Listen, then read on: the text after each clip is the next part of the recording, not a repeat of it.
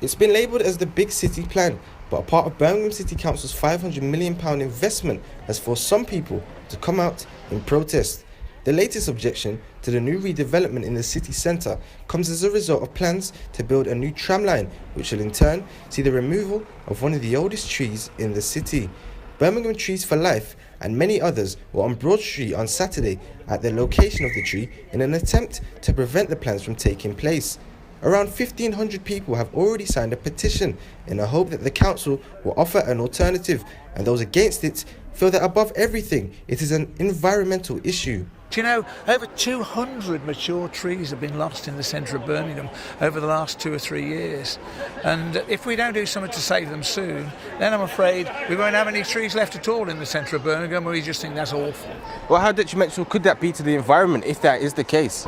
It's all about the air we breathe for a start off. Every one of these trees creates oxygen, takes carbon dioxide out of the atmosphere, takes pollutants out of the atmosphere. They help us have a nice, green, pleasant city centre. The tram is going to come past Town Hall, which is at one level. Broad Street's at a higher level. So the tram is going to go up a gradient to get into Broad Street.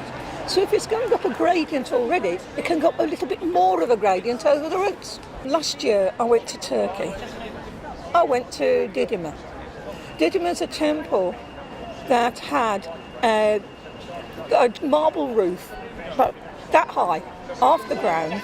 It's about 1 metre in depth. And they put it on top of pillars. Now, ancient Turkey is older than ancient Greece.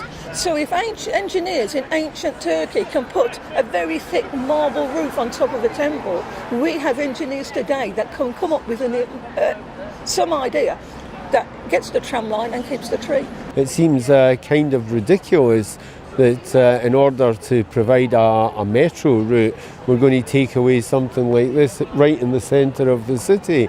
And I can't believe it's necessary. I mean, there's plenty of metros in other cities, in Berlin and Amsterdam. They don't go around chopping all the mature trees down. So, I mean, I want to see progress in Birmingham, but I don't want to see it turned into a concrete jungle.